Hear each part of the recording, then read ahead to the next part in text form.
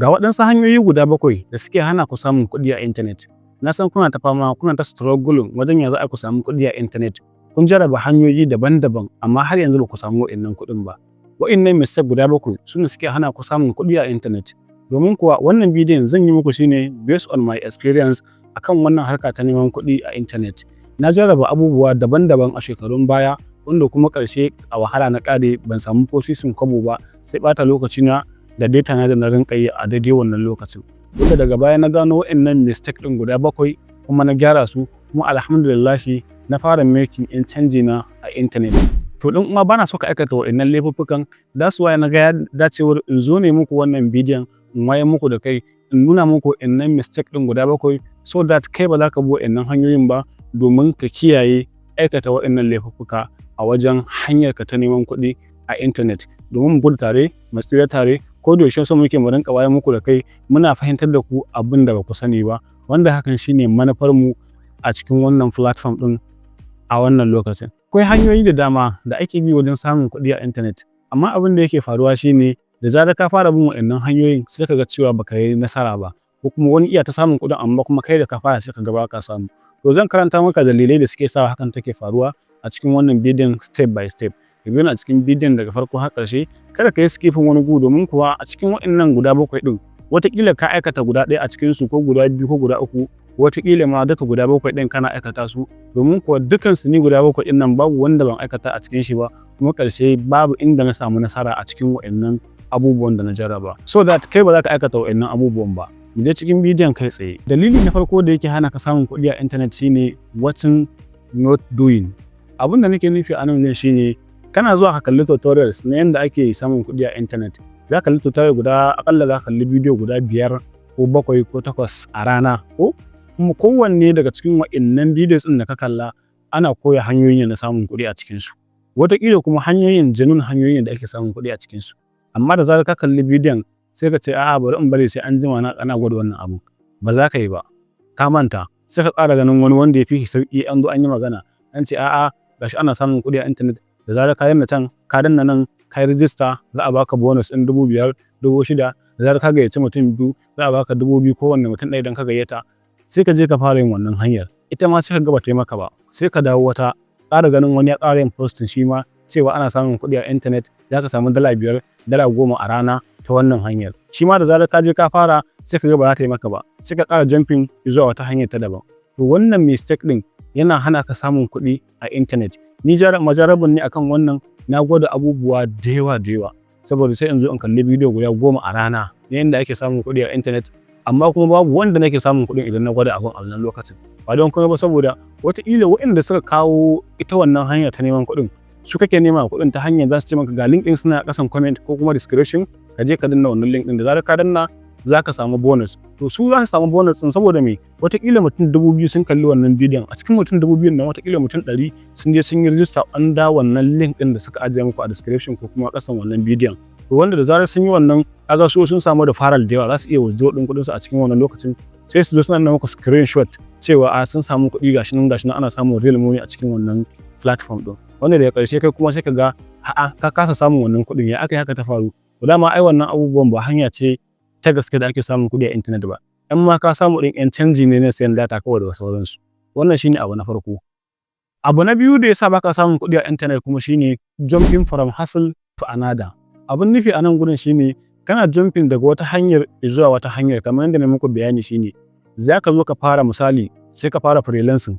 Yau sai ka koma ɓangaren graphic designing, gobe ka fara cryptocurrency, jibi ka koma video editing, data ka koma wani ɓangare na daban. To wannan dalilin yasa baka samun kuɗi a intanet. Iya ɗaya daga cikin manyan dalilan da yasa ba za ka taɓa samun ko sisi a intanet ba don kuma ba shine baka mai da hankali akan abu guda ɗaya. Ka ɗauki consistency, ka ɗauki time ɗinka, ka zama dedicated akan abin da kake so ka yi. Misali ka ɗauki ɓangare guda ɗaya, kana so ka zama graphic designer, ka zama graphic designer. Kada ka tsaya kallon waɗansu bidiyo waɗanda suke nuna maka wata hanya ta neman kuɗi ta daban in dai ba graphic design ɗin nan bane. Duk wani bidiyo da za ka kalla a intanet, a YouTube ne, a Facebook ne, Instagram ne, ko ma ina ne, ya zama an dai tutorials ne na neman kuɗi a online ko wani abu, kawai ya zama na cewa iya graphic design ɗin nan da ka zaɓa ko bidiyo editing ɗin nan iya su zaka zama kana da consistency akan wannan abun, ko da yaushe kana practicing bayan ka koya, kuma ko da yaushe kai practicing. Da zarar ka koyi skill guda ɗaya sai ka je kai practicing wannan abun, kullum ka rinka practicing wannan abun. Insha Allahu da zarar ka ɗan samu wata 2 zuwa wata 6 kana practicing wannan abubuwan, zaka ka zama ƙwararre akan ɓangaren da ka zaɓa, wanda hakan ne zai baka higher chance na samun aiki kuma ka rinka samun kuɗi. Kuma daga zarar ka fara samun kuɗi shikenan zaka ga hanyoyi suna ta buɗe maka abun kamar tsafi. To wannan haka yanda ake neman kuɗi a internet kenan. Kai avoiding wannan abubuwan domin ka rinka making money online. Dalili na uku da yasa baka samun kuɗi a internet shine wanting quick money. Abin nufi a nan gurin shine kana buƙatar kuɗi cikin gaggawa. Misali zaka ce ai kawai ina so in samu hanyar da zan fara samun kuɗi daga yau zuwa gobe ko cikin kwana 3. No, it doesn't work that way. Ka nemi hanya mai kyau wacce za ta taimaka maka wajen ka rinka making money online. Samun kuɗi online iya buƙatar time ɗinka, skills ɗinka, consistency. Waɗannan abubuwan guda uku ka riƙe su: time, skills, consistency. Waɗannan abubuwan su ne za su taimaka maka wajen cimma burinka akan harkar da ka sa ta neman kuɗi a internet. Ba don komai ba shine sai ka ba da lokacinka. Lokacin nan da zaka ba shi ne na koyon wannan skill ilimin naka. Da zarar ka samu wannan skills ɗin naka, ka koyi wannan skills ɗin, to kuma kana buƙatar consistency akan wannan abun naka. Me consistency akan wannan abun shine ka yi focusing akan wannan abun, ko da yaushe ka rinka practicing wannan abun, kana gwada shi ko da yaushe. Hakan ne zai baka damar ka iya, ka ƙware, ka zama expert kuma ka samu experience sosai, wanda da zarar an baka aiki lokaci ɗaya ka gama wannan aikin, ka ƙara samun wani client ɗin ya baka wani aiki, a haka sai ka ga ka tara kuɗi masu yawa kuma ka yi building career ɗinka cikin aminci, cikin sauƙi, ba tare da ɓata lokaci ba. Dalili na 4 da yasa ba kwa samun kuɗi a internet shine not learning real skills. Abin nufi a nan gurin shine ba ka koyan skills ɗin da ya dace, mai amfani ko mai ingancin da zai sa ka rinka making money online. Ka je ka koyi skills ɗin da kai ka san cewa in dai ka koyi wannan abu dole ma sai ka samu kuɗi da shi. Ya zamana cewa kana da confidence akan wannan skills ɗin naka. Misali graphic designing, video editing, web development, data analysis, cyber security, web scraping da sauransu, cloud computing da sauransu. Waɗannan abubuwan in dai ka koye su wajibi ne sai ka samu kuɗi a internet. In dai ka koye su, ina mai tabbatar maka dole ne ma sai ka samu kuɗi a internet, amma fa da yardar Ubangiji. In ka zama kana da consistency akan wannan abun, insha Allahu za ka yi making real money a internet. Dalili na 5 da yasa za ku samu kuɗi a internet shine falling for scams and the fake platforms. Abin nufi a nan gun shine duk wani neman kuɗi a online da zaka ga an ce maka wai za ka yi zama mai kuɗi cikin sauƙi ko cikin kwana 3 ko cikin sati 2, ko kuma da zarar ka yi ma abin kawai a take abin kawai za ka iya yin kuɗi, ko kuma wani abu makamancin wannan. Abokina, wannan abin scam ne, ɓata lokaci ne, kuma in dai ka gwada sai ka yi nadama. Na san kun sani, don kuka tuna a shekarun baya hakan ta faru, mutane da yawa sun tafka kuɗi akan irin su Inksimi ne, su waye, su my bonus, su waye. Da ƙarshe duka hakan ta faru ne kuma saboda muna so mu yi kuɗi a ɗan takaitaccen lokaci, wanda da ƙarshe kuma duk mutane sun fara wayewa, sun gane cewa wannan abin fa fund this time ne, duk scamming ake yi kawai malam. Babu wani mutum da zai baka kuɗi a lokaci ɗaya kawai haka kurin wani abu. Ka zama kana da aiki, kana da idea, kana da skills ɗin da zaka bayar, sannan kuma a baka kuɗi a internet. Wannan shine janun hanya da ake neman kuɗi a internet. Kai avoiding waɗannan mistake ɗin domin gudun ɓacin rai da kuma ɓata lokaci da ɓata data ɗinka a banza da wofi. Dalili na 6 da yasa ba kwa samun kuɗi a internet shine giving up too early. Abin nufi a nan gurin shine da zarar ka fara kawai sai kai giving up, ka ce ba za ka fara ba, ko kuma a'a ba zan samu ba. Misali ka zo ka koyi video editing, ko kuma ka fara koyon video editing. Wanda yake koya maka video editing ɗin nan wataƙila ya ɗauki tsawon wata 3 yana koya maka video editing. To tun daga matakin koyon video editing sai ka fara gajiya, ba don komai ba saboda ya ce ka yi assignment, ya ce ka yi wancan, gobe ya ce ku yi wancan, jibi ya ce ku yi wancan. In kun yi abu ya ce ba daidai bane ku gyara, sai ka ji kawai tun daga nan ka fara giving up, kai fa kawai ba za ka iya ba. To tun daga nan kai ka san cewa ba ka samu kuɗi a internet ba. Amma idan ka ji kullum so kake ka yi mistake, a gyara maka wannan mistake ɗin ka gyara, to ina mai tabbatar maka daga wannan lokacin ka fara hango hanyoyin samun kuɗinka a internet. Ba don komai ba saboda in dai za ka riƙe wannan consistency da nake magana akai ko da yaushe. Consistency iya taimaka mutum wajen cimma burinsu a rayuwa, ba wai iya a neman kuɗi a online ba. To ka zama ko da yaushe kana da consistency akan abin da kake so ka yi, insha Allah za ka yi achieving wannan abun. Dalili na 7 kuma na ƙarshe da yasa baka samun kuɗi a internet shine not treating it like a real job.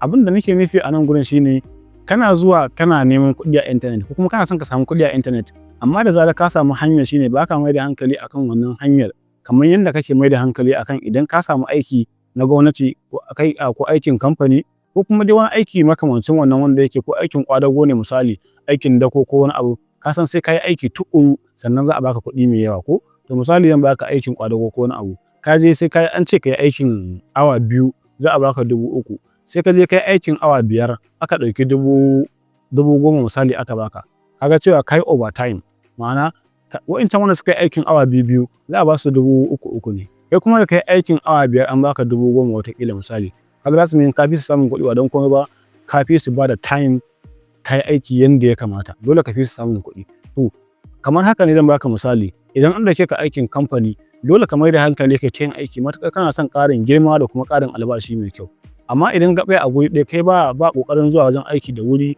babu kuma mai da hankali wajen koyon sabon skills da zai taimaka maka wajen bunƙasa aikin da haka samu ƙarin girma ballantana promotion ko wani abu makamancin wannan kullum za ka tsaya a ɗaya ne wataƙila ma da ƙarshe a kore ka daga wannan aikin kaga za su kayi biyu babu kenan amma idan ka zama na cewa ka mai da hankali kana zuwa aiki akan lokaci sannan za ka samu promotion akan lokaci za ka sa kana koyon sabbin skills da ake bukata a wannan kamfanin da sauransu za su taimaka maka wajen ka zama cewa ka zama ɗaya daga cikin manya-manyan ma'aikata da ake ji da su a wannan kamfanin wanda ba za a iya yin tafiya ba sai da ku duk abin da za a dole sai an sa da kai a ciki ko da a gwamnati ne ko da a kamfani ne ko wani abu makamancin wannan kaga hakan zai taimaka maka wajen ka cimma burinka cikin sauƙi kuma insha Allahu da gaggawa amma idan ya zama cewa kuma baka mai da hankali to kaga kenan ba za ka cimma wannan bururukan naka ba to wallahi ma kai applying wannan formulan cewa dolen ka ne sai ka zage dan sai ka yi aiki tukuru domin ka rinka cimma abin da kake so wa'annan mistake din guda 7 insha Allahu na san in dai kai avoiding din su ina mai tabbatar maka za ka samu kuɗi a internet ka bi shawarwarin da na faɗa maka a baya wanda na faɗa maka wa'annan abubuwan na yi maka su ne based on my experience akan wannan harka ta neman kuɗi a internet mun sha wahala sosai mun yi fafutuka kaga na yi graphic designing na yi video editing na yi content creation na yi freelancing ina jin a shekaru baya na je a freelancer a matsayin web designer na je na yi freelancing a matsayin graphic designer na je na yi freelancer a matsayin video editor wanda a cikin waɗannan abubuwan da na gwada na freelancing guda ɗaya ne kawai in taɓa samun client guda 2 wanda shine video editing na samu client guda 2 na yi musu aiki suka biya ni wasu 'yan kuɗi ma da ba su taka kara sun karyawa a wannan lokacin ma saboda ni bukata ta a lokacin nan kawai an fara samun client da sauransu daga ƙarshe na zo don na watsar da wa'annan abubuwa na yi abubuwa da yawa ba sai na karanta muku wasu ba amma dai na san abubuwa da yawa na neman kuɗi a internet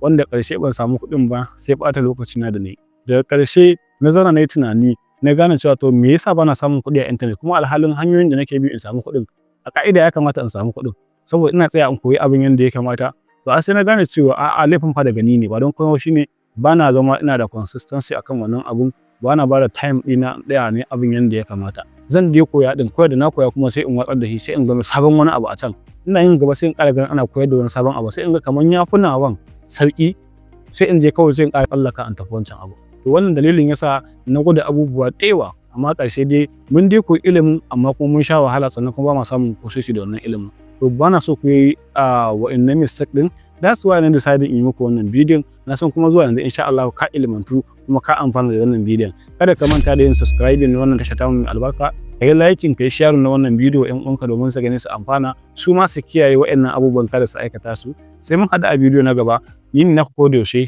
Fahat Umar